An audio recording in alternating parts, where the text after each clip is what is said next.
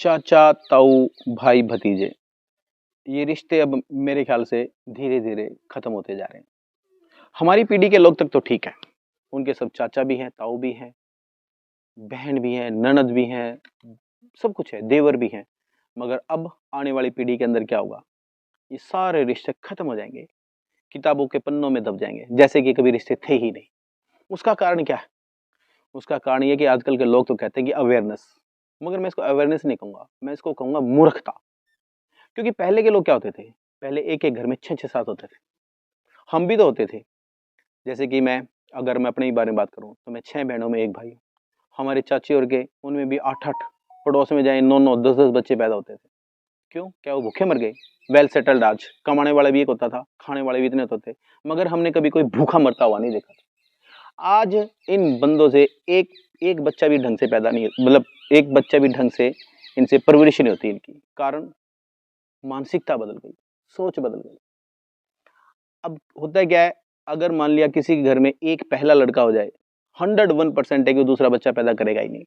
लिखवा लो मेरे से, बिल्कुल भी नहीं करेगा।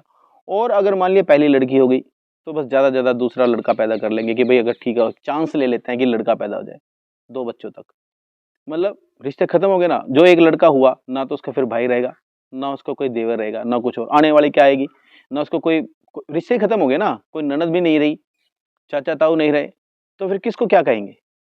अगर हम बात करते हैं मोमडन की, मुसलमानों की, उनके 8-8 9-9 बच्चे होते हैं। भूखे मर रहे हैं क्या वो? बिल्कुल भूखे नहीं मर रहे, कमा के खा रहे हैं। अरे हमारे देश के अंदर संसाधन की कमी नहीं है, बिल्कुल भी कोई कमी नहीं। कि कहते हैं कि बिना कमाने वाला एक है, खाएंगे कहाँ से?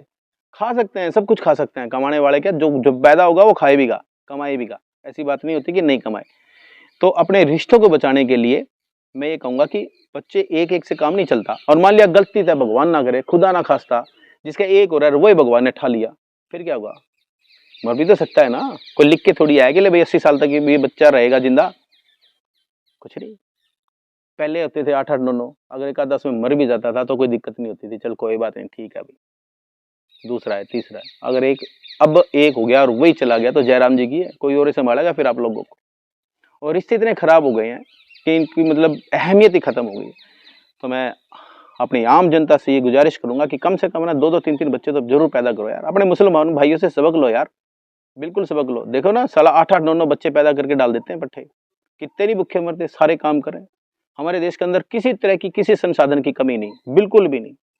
ठीक है, तो आप लोग अपने रिश्तों को बचाइए, चाचा ताऊ भाई भतीजे को जिंदा रखिए। ऐसा ना हो कि उनको पता ही ना चले कि चाचा ताऊ होते भी थे कभी। Okay, thank you very much.